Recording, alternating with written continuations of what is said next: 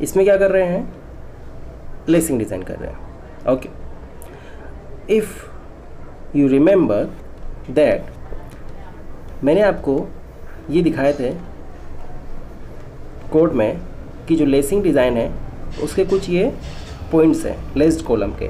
तो जैसा कि एक ये पॉइंट है, उसमें क्या है कि हमें जो स्लेंडरनेस रेशियो होता है 1.05 टाइम्स लेना चाहिए। उसके बाद में और क्या पॉइंट्स है, देखो ये पॉइंट्स है कि width of the lacing bar कितनी लेनी है, thickness of the lacing bar कितनी लेनी है, एंगल ऑफ इंक्लाइनेशन कितना लेना है। तो फर्स्ट अभी हमारे पास जो क्राइटेरिया आ रहा है वो है इंक्लाइनेशन का, कि मतलब ये जो कॉलम है और इसकी जो ये लेसिंग है, इसके बीच में ये जो एंगल है, अगर इसको हॉरिजॉन्टल से अगर हम एंगल बनाएं, लेट्स से अगर यहाँ पर ये लाइन बना देते हैं और ये जो एंगल है ये कितना रखें। तो अगर आपको याद हो तो मैंने आपको बताया था कि जो एंगल ऑफ इंक्लाइनेशन है, lacing bar whether in double or single system shall be inclined at an angle not less than 40 degree nor more than 70 degree to the axis of the built up member। ठीक है, ये axis हमारा built up member है।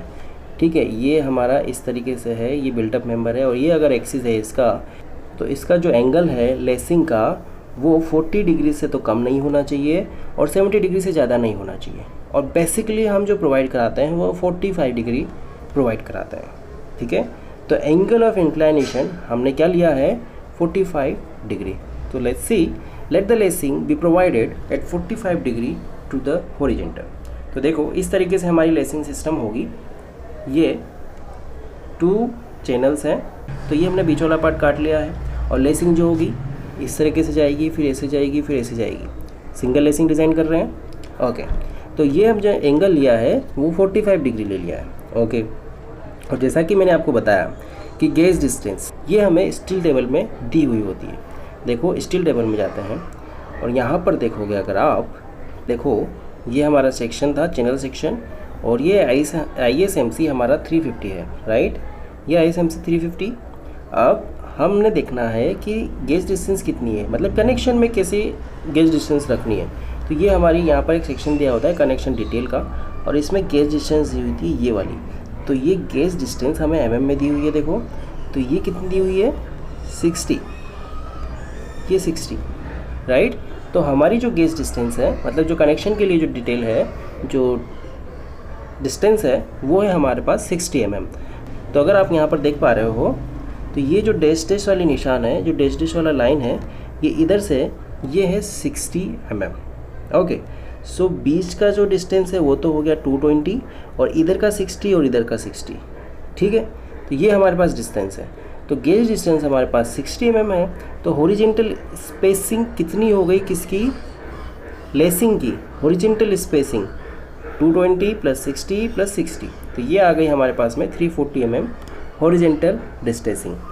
अब अगर हम बात करें वर्टिकल डिस्टेंसिंग की, वर्टिकल डिस्टेंसिंग मतलब जब ये यहाँ से स्टार्ट हो रही है तो इसके ऊपर वाला कहाँ पर आएगा, तो ये वाली है हमारी वर्टिकल डिस्टेंसिंग।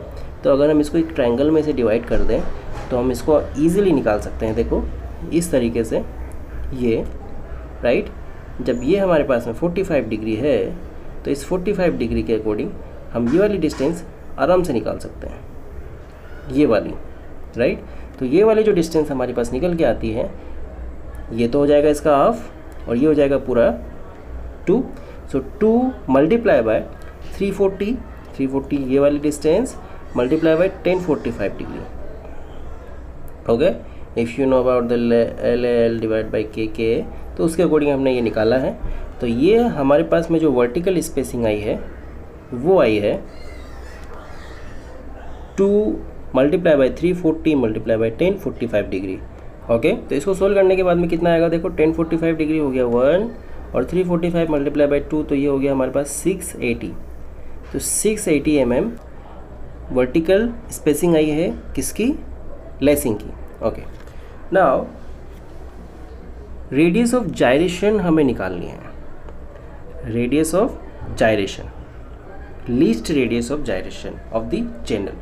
तो अगर आप स्टील टेबल में जाओगे और वहाँ पर देखोगे तो लीस्ट रेडियस ऑफ जायरेशन है जो चैनल की, वो है RYY, वो है 28.3 mm। ओके, तो slenderness ratio effective length divide by radius of gyration of channel between lacing. Lacing के बिटवीन में जो चैनल है उसकी हम क्या कर रहे हैं, स्लेंडरनेस रेशियो निकाल रहे हैं। तो ये हमारे पास में vertical distance 680 divided by radius of gyration, इसकी y डायरेक्शन में जो इसकी रेडियस ऑफ जायरेशन है जो कि मिनिमम है वो हमने यहाँ पर रखी। तो उससे हमारा जो स्लेंडरनेस रेशियो आया है वो है 24.03। ओके, सो ये जो स्लेंडरनेस रेशियो है 24.03, इसको हमें चेक करना है कोड के according. If it is less than 50 hence okay. और हम चेक कर लेते हैं इसको कोड में जाके। देखो यहाँ पर देखिए, यहाँ पर ये देखो स्पेसिंग के लिए यहाँ पर दिया हुआ है the maximum spacing of lacing bar whether connected by bolting, riveting और welding shall also be such that the maximum slenderness ratio of the components of the main member between consecutive lacing connection is not greater than 50। तो हमारा 50 से ज़्यादा नहीं होना चाहिए। यहाँ पर देखो हमारा 50 से कम आया है। KL/R इस डायरेक्शन में उसने बोला जो कॉन्सिक्यूटिव जो मेंबर है, जो मेन मेंबर है, वहाँ पर हमारा जो KL/R है स्लेंडरनेस रेशियो है 50 से ज़्यादा नहीं होना चाहिए, जो कि हमारा सेटिस्फाई करता है। ओके, सो यहाँ तक हमने क्या किया, FCD निकाल लिया, मेन मेंबर का हमने चैनल सेक्शन डिज़ाइन कर लिया और ISMC 350 वो अडोप्ट करके ये सब कुछ हो गया। इसके बाद हम लेसिंग डिज़ाइन कर रहे हैं। लेसिंग डिज़ाइन में हमने 45 डिग्री एंगल पर ये रखा है और उसके बाद में हमने हॉरिजॉन्टल डिस्टेंस निकाला और वर्टिकल स्पेसिंग निकाली। वर्टिकल स्पेसिंग क्यों निकाली, बिकॉज हमें क्या फाइंड करना है कि ये जो स्लेंडर रेशियो है मेन मेंबर का लेसिंग के रेफरेंस में जाए तो उसका जो KL/R आता है, स्लेंडरनेस रेशियो आता है, वो सेटिस्फाई करता है कि नहीं है। तो वो आया है हमारा 24.03 और ये सेटिस्फाई कर रहा है जो कि लेस देन है 50 के, हैंस ओके। ये हमने स्टेप नंबर 5 में हाफ पार्ट कर लिया है। ओके, अब देखो हमें क्या करना है, जो स्ट्रेंथ है एक्चुअल में, मतलब जो फोर्सेस आ रहे हैं, शेयर आ रहा है, जो भी आ रहा है, उसको हमें देखना है लेसिंग में और उसके अकॉर्डिंग लेसिंग को बताना है और हमें लेसिंग अडप्ट करनी है, सेक्शन अडप्ट करना है जिसको हम वहाँ पर लगा सकें और कनेक्शन कर सकें। ठीक है, मतलब हमें फ्लेट्स यूज़ करनी है, वो हम वहाँ पर लगाएंगे और लेसिंग डिज़ाइन करेंगे। ओके, सो देखो transverse shear to be registered by lacing system. जो शेयर आता है, ये जो लेसिंग है, इसमें जो शेयर आने वाला है, ट्रांसवर्स शेयर आने वाला है, उसकी वैल्यू कितनी है। ओके, सो हमें कोड में क्या दिया हुआ है कि जो ट्रांसवर्स शेयर होता है, ट्रांसवर्स जो शेयर होता है वो कितना होता है, देखो 2.5% of the axial force in the member. Okay, so ये हमने यहाँ से कोड में से क्या देखा, 2.5% of the axial force in the member. यहाँ देखो पूरा पढ़ते हैं, the lacing shall be proportion to resist, lacing shall be proportion to register total transverse shear VT। VT आएगा at any point in the member equal to at least 2.5% of the axial force in the member and shall be divided equally among all transverse lacing system in parallel planes। तो हमें इतने percentage वाले axial force पर transverse share को apply करना है, मतलब उसके अकॉर्डिंग हमें लेसिंग डिज़ाइन करनी है। Okay, so let's see 2.5% of 1400 का कितना आया है, 35 kilo Newton for lacing system. 35 kilo Newton, मतलब जो एक साइड की ये सिंगल रेसिंग सिस्टम हो गई और दूसरी साइड भी लगाई जाएगी, तो ईच जो लेसिंग सिस्टम है वो जो कितना रजिस्ट करेगी 35/2, बिकॉज एक साइड की कितना रजिस्ट करेगी 17.5 किलो न्यूटन। तो ये हमारे पास में है ट्रांसवर्स शेयर, इतना रजिस्ट करने के लिए हमें लेसिंग को डिज़ाइन करना है। ओके, सो जब हमारे पास में ट्रांसवर्स शेयर आया है, ओके, तो उसके अकॉर्डिंग हमें लेसिंग डिज़ाइन करनी है। तो अब हमें क्या करना पड़ेगा, लेसिंग देखनी कि कैसी डिज़ाइन करें। तो क्या करेंगे, हम लेंथ ऑफ लेसिंग निकालेंगे। लेंथ ऑफ लेसिंग कैसे निकालेंगे, लेंथ ऑफ लेसिंग कैसे निकालेंगे, देखो ये हमारा इस तरीके से कनेक्शन है, इस तरीके से ये डिज़ाइन है। तो ये जो है